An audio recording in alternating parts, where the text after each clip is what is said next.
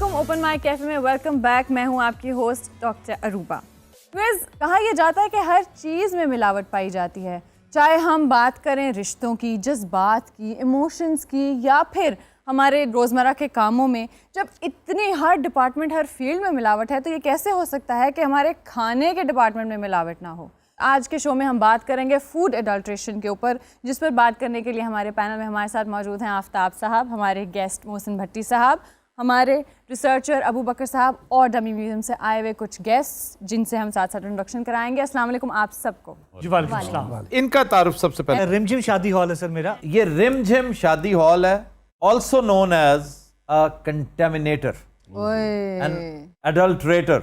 अच्छा सर, उनके साथ हमारे पास एक अफेक्टी मौजूद हैं जिनके घर में जो बच्चे हैं, उन्होंने जब उनके साथ वाले गवाले से दूध लिया है तो एवरी भर वाला हम कहें उनको कोई ना कोई साइंस एंड सिम्टम्स या बीमारी का सामना करना पड़ा। अच्छा, और ये है वो गवाला जिनसे दूध लेते हैं, जो कि उसमें मिलावट करते हैं। क्या क्या कुछ मिलाते हैं वो हम साथ साथ बात करेंगे। बहादुर कौन मिलावट करता है?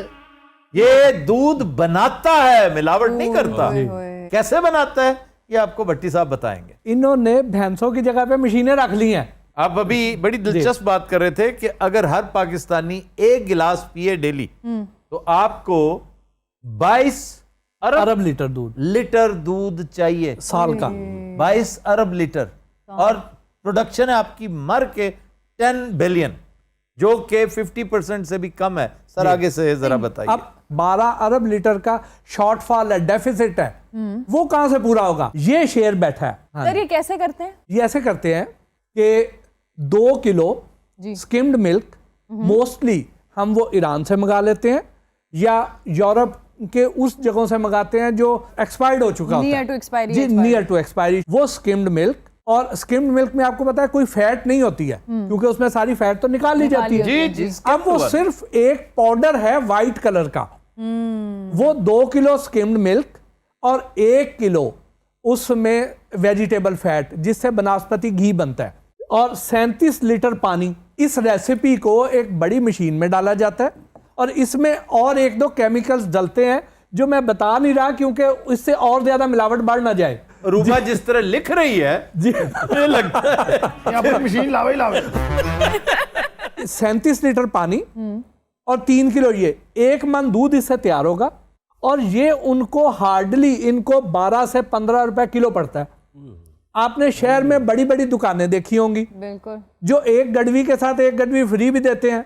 सर अब जब सरकारी रेट है 80-85 रुपए किलो और वो 100 रुपए में आपको 3 किलो भी दें तो भी वो 15 रुपए फी लीटर मुनाफा कमा रहे हैं। ये बताइए कि इसमें जुल्म क्या हो रहा है, चीजें क्या क्या डलती हैं, ताकि पता चले कि क्या जलालत फरोशी कर रहे हैं। अब सर ये जो हमारा वेजिटेबल फैट है, वेजिटेबल फैट बेसिकली आपको पता है कि जो 12 साल तक की उम्र का बच्चा है जी, उसको कैल्शियम चाहिए, बिल्कुल चाहिए, और वो जो मिल्क प्रोटीन जो कुदरती तौर पे जो मिल्क में अल्लाह ताला ने चिकनाहट डाली हुई है उससे हासिल होगा। उसकी जगह पे अगर वेजिटेबल फैट डाल दी जाए तो उसके दिमाग की नशोनुमा नहीं होगी। यानी हमारे सर का खौल जो है वो उतना ही है और अंदर दिमाग सुकड़ के इतना हो गया, और उसकी वजह से आज हमारी यहाँ पे हम हर मैदान में पीछे चलते जा रहे हैं, क्योंकि वो कमी पूरी होनी ही नहीं। अच्छा सर, ये तो आ गई ना जनरल दूध की बात, लेकिन इसी के साथ मैं करूंगी छोटा सा बच्चा, न्यूबॉर्न बेबी, हम वहीं से जो है उसको पाउडर मिल्क पे लगाते हैं। पहले सप्लीमेंट्स होते हैं न्यूबॉर्न्स के, फिर जब वो 7-8 साल का होता है फिर एक और पैकेट पिला दिया जाता है कि जी वहाँ पे मिलावट है, ये दे दिए जाएं। इन सप्लीमेंट्स के बारे में क्या कहेंगे?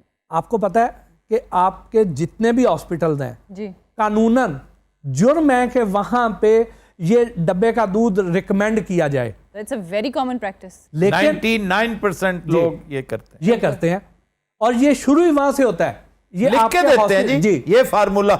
माँ का दूध एक्सेप्ट नहीं कर रहा बच्चा, आप उसको ये डब्बे वाला दूध पिलाएं, और उनके कमीशन सेट है, जितने ज्यादा उनकी पर्चियां जाएंगी उतने ज्यादा उनके अकाउंट में पैसे आएंगे। तो क्या तरीका, क्या माँ का दूध कैसे एक्सेप्ट करवाया जाए? बच्चे ने जुतियां फेरो, क्यों नहीं पींदा बच्चा?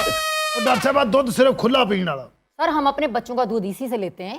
बच्चों का पेट खराब हो गया, उनके मुंह में छाले हो गए और दूध में इतनी स्मेल है, पता नहीं ये क्या मिला था। खालस दूध बच्चे ने कितों पाइदा पाइन दसो भट्टी साहब, ए कौम ही नहीं आई खालस चीज वाली। तू ए डास तू क्या घते ना होने खीर च। और ये कास्टिक सोडा डालता है, ये उसमें यूरिया खाद डालता है, ये उसमें ब्लीचिंग पाउडर डालता है। सब डिटर्जेंट डिटर्जेंट, बिल्कुल। तो सर कोई टेस्ट जो घर वाले कर सकें और उन्हें पता चले कि ये चीजें हैं? ये लेबोरेटरी में टेस्ट होएगा, ये आप घर पे उसको नहीं कर सकते हैं। लेकिन इसका हल ये है कि जैसे अगर हम लाहौर की बात करें जी, तो लाहौर में एक अंदाजे के मुताबिक 44 लाख लीटर दूध रोजाना आता है। अब सबसे ज्यादा दूध हमारा मुल्तान रोड वाली साइड पे आता है।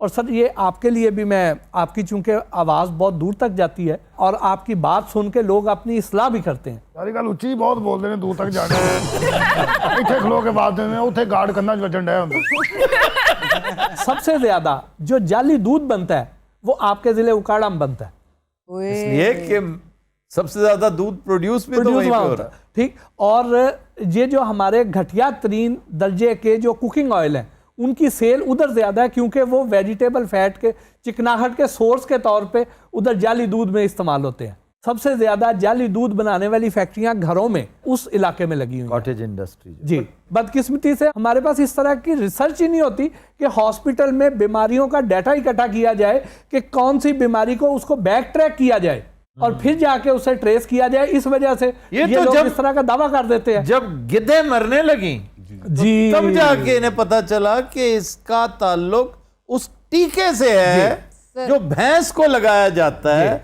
दूध ज्यादा एक्सट्रैक्ट करने के लिए, और मरी हुई भैंस के पॉइजनस मीट खाने के बाद गिद्धे मर जाती हैं, और वो जो आपका सैनिटरी इंस्पेक्टर है कुदरत ने पैदा किया वो बेचारा वैसे ही फारिग हो जाता है। तो सर इस ऑक्सीटोसिन के बारे में क्या कहेंगे? और ये जो ऑक्सीटोसिन है बेसिकली ये हार्मोनल इंजेक्शन है। बिल्कुल सर। ठीक।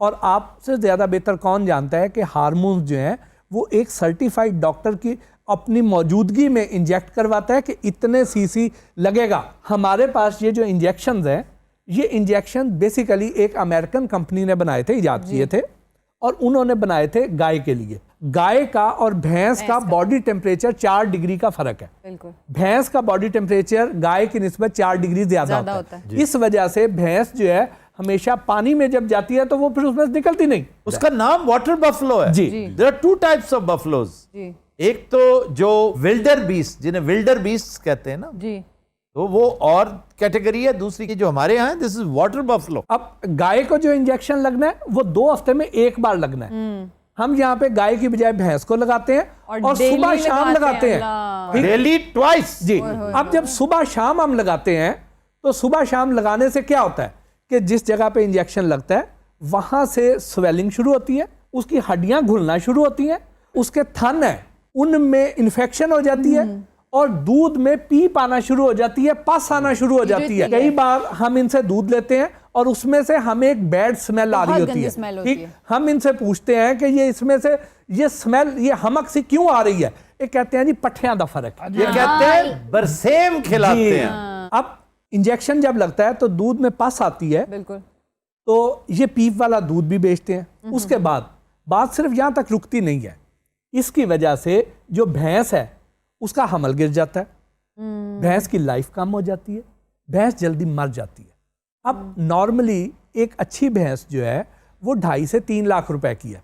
जिस किसान की भैंस मर जाए उसका तो कबाड़ा हो जाता है, उसके घर तो बाकायदा सोग होता है उस दिन। जी जी। और वो फिर क्या करते हैं कि पहले तो भैंस दफना दी जाती थी या उसको चमारों के हवाले कर दिया जाता था, अब वो मरी हुई भैंस भी बिकती है और उस मरी हुई भैंस का गोश्त भी हम खाते हैं और वो कीमे की सूरत में खाते हैं, और वो इस तरह के लोग लाते हैं। कीमे से मेरा लेने देना नहीं है सर। हाँ जी, कबाब बनाते हैं ये। कहाँ से लेकर आते हैं? कोई ऑथेंटिक दुकान जगह है? हमारे सप्लायर्स होते हैं जी, वो दे जाते हैं। नेक लोग हैं सर वो, जैसे आप नेक लोग हैं। और सर अगर आप इजाजत दें तो जरा इनका शादी हाल वालों का भी कुछ बताऊं। जी जरूर। शादी हाल में जब शादी का फंक्शन खत्म होता है तो 2 तरह का खाना बचता है जी। एक वो वाला खाना जो हमने लालच में अपनी प्लेटों में ज्यादा डाल लिया और सारा खाया नहीं गया, जूठा खाना। एक वो खाना है और दूसरा खाना जो डिशेज में बचता है। ठीक। अब इनके साथ आगे क्या सलूक होता है?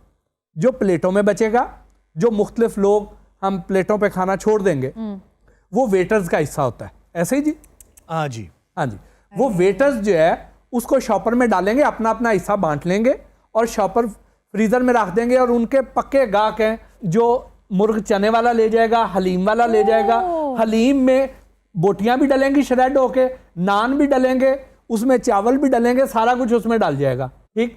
और कई बार आप मुर्ग चने खाते हैं, ठीक। हाँ करो यार, जी, अच्छी खासी फेवरेट चीज है। कई बार आप मुर्ग चने खाते हैं तो खाते खाते आप देखते हैं कि उसमें बोटी आधी है, आप कहते हैं कुल गई होनी है, वो कुली नहीं, वो आई उतनी होती है। वो कहने पीछे दंदी वड्डी हुंदी है। हाँ जी। अब जो दूसरा जो डिशेज में बचता है वो मालकान का हिस्सा है। नॉर्मली हमारे मेन्यू सेम है, वन डिश मेन्यू चल रहा है, तो जो मटन मेन्यू है या चिकन मेन्यू उसको अलग-अलग रख दिया जाता है।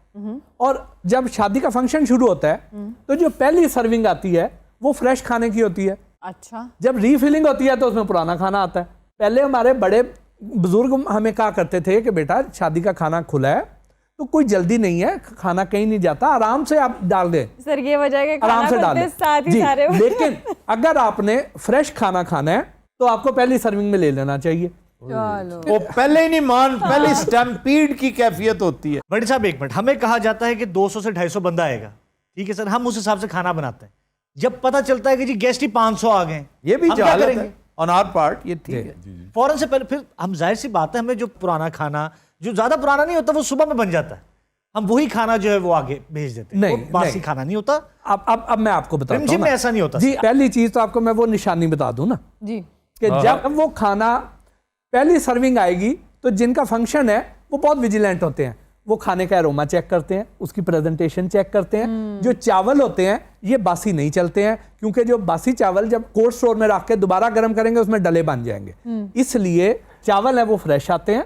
जो करी है पहली सर्विंग में नहीं आएगी, जब रीफिलिंग होगी उसमें पुरानी गर्म करके दी जाएगी। जब रीफिलिंग होगी उसको कोई भी, जिनका फंक्शन है उनमें से कोई भी रीफिलिंग की क्वालिटी चेक नहीं करता।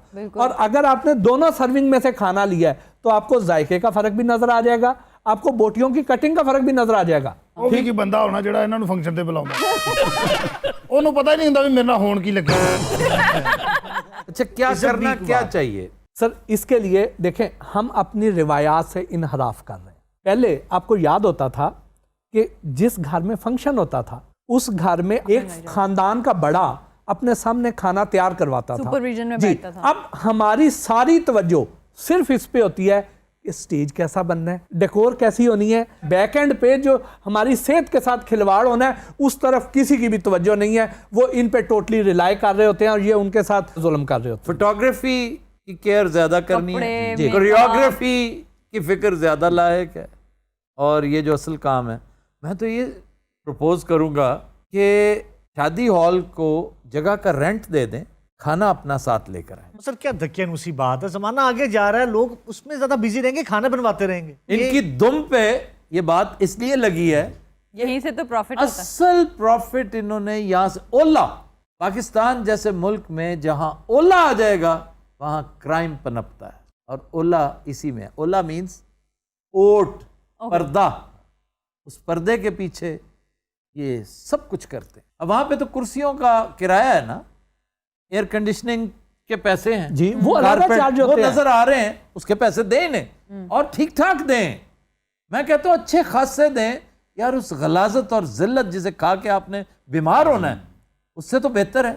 और अपनी निगरानी में घर 5-7 देगें पकवा लें, 10 देगें पकवा लें, एक डिश हो, उसमें कोई लंबा चौड़ा तरद्दुद करने की जरूरत बिल्कुल ऐसे नहीं। ही। ज्यादा ये है कि तनूर वाला अपने साथ ले चलें, वो तनूर वहीं पे बना के ताज़ा रोटी सर्व करेगा। अच्छा सर, इसी के साथ साथ बाकी फूड प्रोडक्ट्स की अगर बात करें, शवारमा के बारे में आपने कुछ बताना था, क्योंकि मैं हैरान हूं, some people die for shawarma. Shawarma is so easy to cook, घर में बना लो, बाहर से लेने से बेहतर है कि खाओ ही ना, और अगर लाजमी है, जरूरी है तो घर बनाओ। सर 45 रुपए का वाकई बड़ा शवारमा इतना मजे का होता है, आप खा के देखिए। 45 रुपए का? कई जगह पे 30 रुपए का हाँ भी जी। मिलता है। सर रोशनी डालिए, जी। 30 रुपए में क्या आ सकता है? रोटी नहीं मिल रही। जी, अब उसमें देखिए, अगर हम एक शवारमे की कॉस्ट कैलकुलेट करें तो उसमें 100 ग्राम बोनलेस चिकन डलता है। बिल्कुल सर। अगर मुर्गी का रेट 250 रुपए किलो, जो कि एक आम नॉर्मल एवरेज रेट 250 रुपए किलो है, तो बोनलेस होगा 500 रुपए किलो, डबल रेट पे जाता है। बिल्कुल। ठीक। और 500 रुपए का अगर 1 किलो बोनलेस है तो 100 ग्राम 50 रुपए का हुआ। 50 रुपए का 100 ग्राम चिकन है, 8 रुपए की शवारमा ब्रेड है, उसके बाद उसमें स्पाइसेस हैं, ऑयल, सैलड, ठीक है, 5-7 रुपए के वो हैं, तो कितना हो गया? 65। ये 70 रुपए तक बात पहुंच। उसके बाद स्टॉल का किराया पैकिंग, ठीक है, पैकिंग, फिर उस लड़के की तनख्वाह, लेबर, हाँ। उनका मुनाफा, ये 80 रुपए से कम शवारमा वाला नहीं खाता। ये जो 30-35 रुपए में शवारमा मिलता है वो कहाँ से आता है? कहाँ से आता है? मुर्दा मुर्गी का। अल्लाह अकबर, इन सारों ये ने ऐसे तो नहीं उन्हें मजे आ रहे अभी जिम वालों को। और सर ये वाटर चेस्टनट्स को पीस कर उसका भी वो मिलावट में इस्तेमाल करते हैं। ਇਹਨੂੰ ਪੌਣੇ ਘੰਟੇ ਬਾਅਦ ਯਾਦ ਆਇਆ ਕਦੋਂ ਦੀ ਗੱਲ ਹੋ ਰਹੀ ਸੀ ਵਾਟਰ ਚੈਸਟਨਟ ਅਰੇ ਕੈਸੀ ਸ਼ਰਟ ਪਾਈ ਜਿਵੇਂ ਟੀਵੀ ਖਰਾਬ ਹੋਇਆ ਹੁੰਦਾ। सर स्टालिन भी आज होता तो इसको देख के शर्मिंदा हो जाता। लेकिन इन जैसों का इलाज वही है, एक दफा कर दो। मैं कहता हूं गज की तरह सीधे, मैं अपनी जान का नजराना पेश कर दूंगा अगर ये सीधे ना हुए तो। एक मिसाल, एक दफा कोई स्टालिन वाली हरकत इनके साथ करे, पता ना स्टालिन क्या करता? बिल्कुल, एक टांग इधर, एक इधर, ट्रैक्टर इधर चल रहा है, ट्रैक्टर उधर चल रहा है। अच्छा, इसको कंक्लूड करते हैं भट्टी साहब, इसका सोल्यूशन क्या है? देखिए, इसके दो हल है।